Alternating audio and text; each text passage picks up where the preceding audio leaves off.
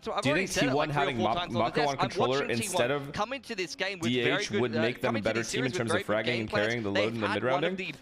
Problem is DH is playing well. I know that is maybe a little bit of a fake stat, and T1 is capable of playing very well. We have like 64%. When 64% is not a coincidence. Look, when you have success with a roster, right? AKA for them, it's basically the definition of success is winning, right? They've already won with the roster, so and their new pickup is playing well. It's really, really hard to change the way you play when you've already had success with it. So they're capable of doing it. They're capable of winning. They know that. And I assume that's what keeps them going. But I feel like that documentary thing is just like a random thing that happened. And now everyone is freaking out against them. But I'm always going to say it. I appreciate the fucking documentary, bro. I don't give a fuck. I think it's dope that a team, an org is capable of like posting that kind of stuff. That is some very intense conversations that they posted. And you don't see anyone else doing that. It's the equivalent of a team showing you a comms video and showing all of the rounds they lost as well.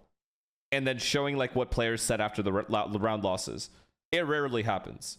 Very, very few teams will show their like the way they lose rounds and what people say after rounds were lost.